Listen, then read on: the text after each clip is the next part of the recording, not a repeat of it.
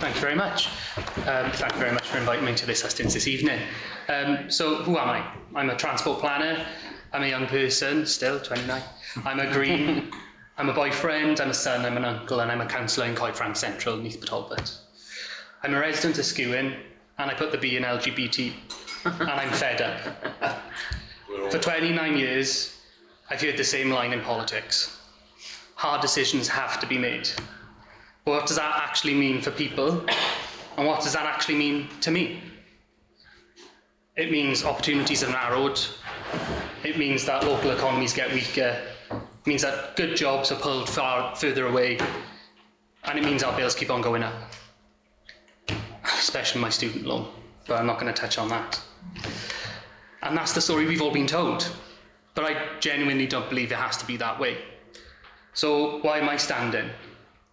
I didn't grow up thinking politics was for people like me, if I'm honest. Not because I wasn't capable, but because I'd never seen it, truly, a working class boy from Skewin, first in his generation to go to university. But I saw what was happening to my community. I saw a managed decline, being accepted as, well, that's what happens to Skewin. And I just couldn't feel that. It didn't sit right in my gut.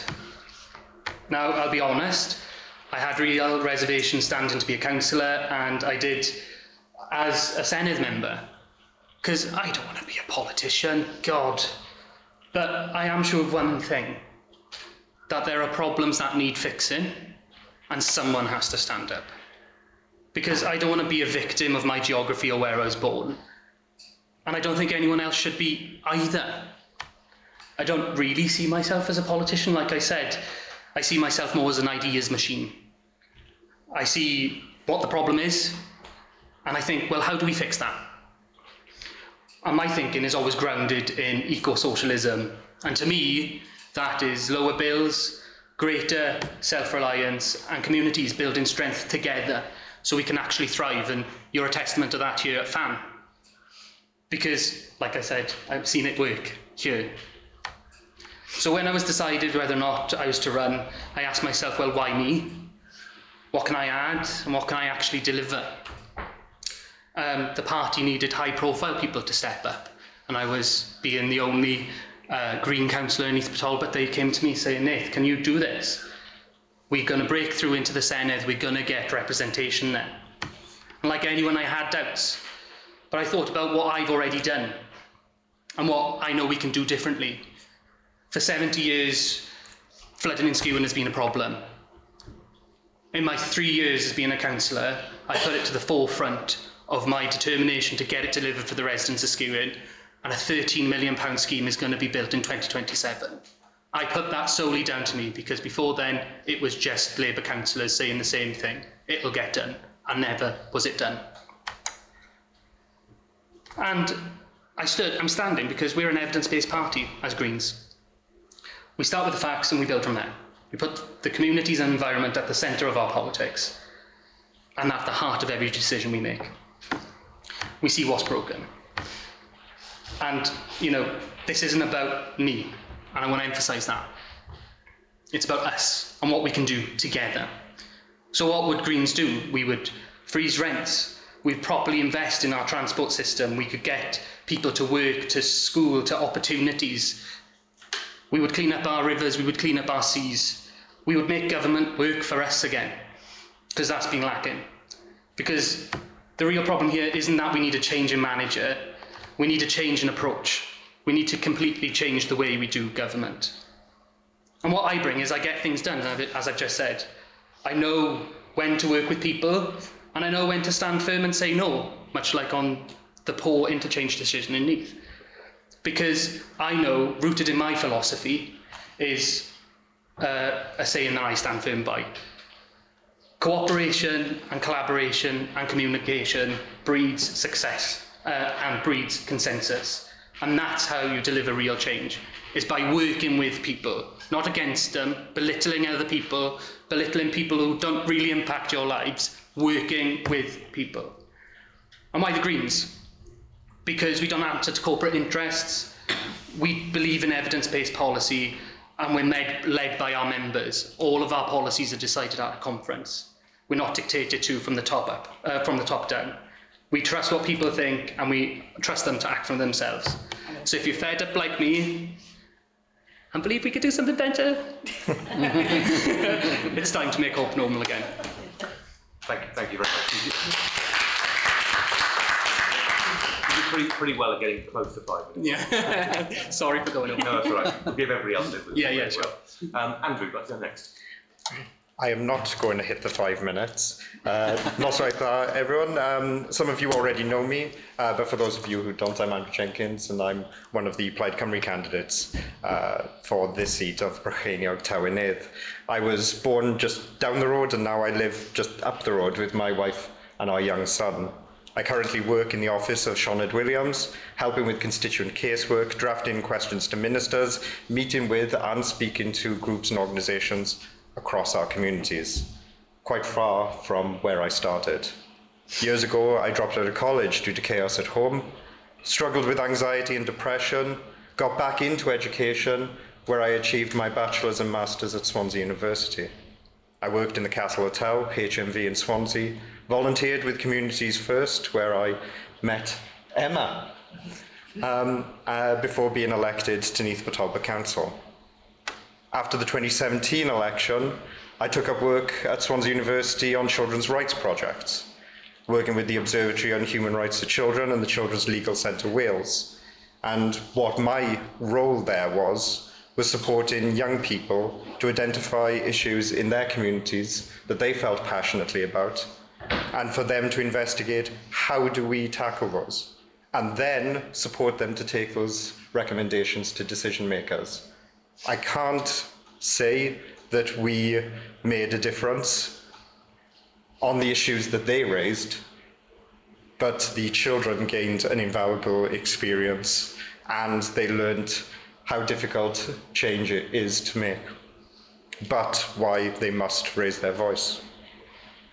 After that, I worked with Age Cymru on the project for older unpaid carers. And when time permits, as some people in this room know about my commitments, I continue to volunteer in the community and recently became a scout leader at my son's group, only to be told that Cubs is going to be ending in Kimla and he's now going to be coming across the road. But this election isn't just about individuals. It's about the direction that Wales takes next and the decision that you are going to make on May the 7th. And the polls show us that after a century of Labour dominance, Wales is looking for change. Plaid Cymru is offering new leadership at a time when our country needs it the most.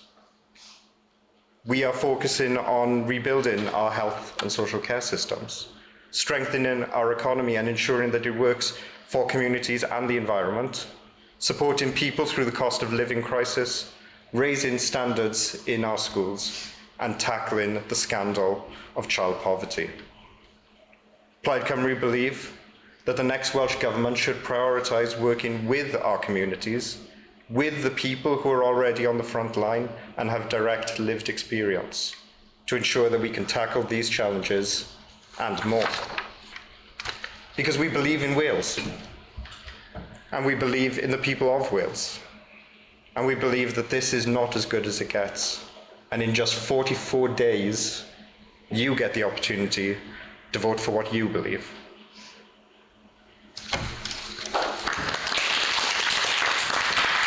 See, I said I wasn't going to make the 5 minutes. Yeah, thank you, Andrew. And last but far from least, Alex. Thanks. I might be Goldilocks now in between the two of you.